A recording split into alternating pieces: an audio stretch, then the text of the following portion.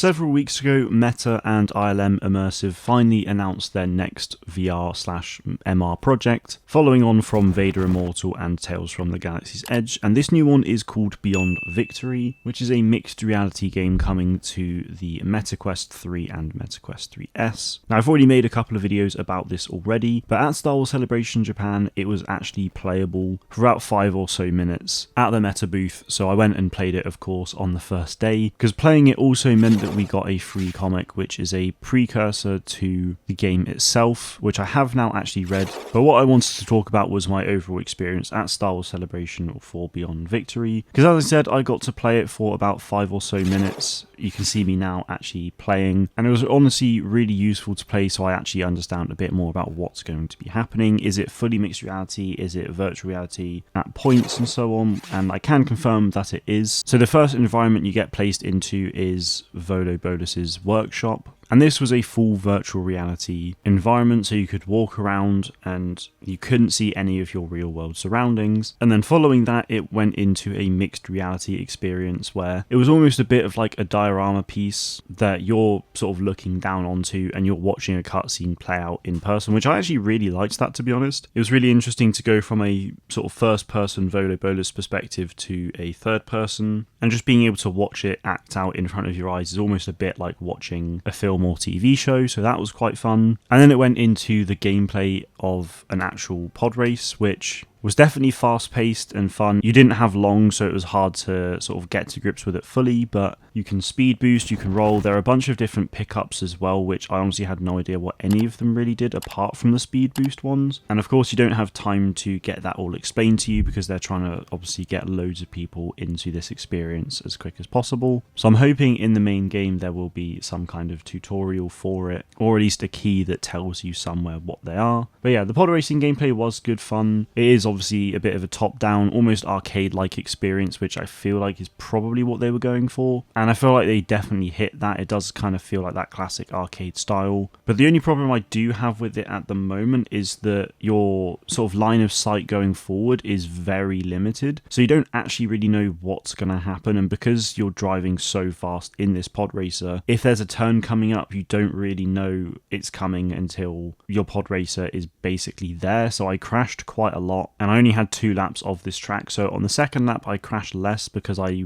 kind of remembered some of the track. But yeah, I feel like they need to improve that a little bit. Maybe it can depend on where you're driving it to, because in the trailer footage, they sort of show the pod racers like quite close or you're almost looking forward. But when I was playing, it was more top down and you could move it around. So maybe that's how you can sort of improve it a little bit. But that was definitely a challenge, and maybe there's something they can do with that prior to the launch of the game. We still don't have a release date for it. We don't know when it's coming. It could be later this year. It could be at some point next year. We will just have to wait and see. But regardless, I had a positive experience nonetheless. I came third in the race, I think, so I'll take that podium spot. As someone who has been wanting a pod racing game for so long, it's nice that we finally have something coming. But they are my initial thoughts on Star Wars Beyond Victory. I'll keep you guys up to date as much as possible with this game. I'm not expecting to hear too much on it anytime soon, but if we do, I will of course let you know as soon as possible. That is it from me today though. Thank you all very much for watching, and may the Force be with you always.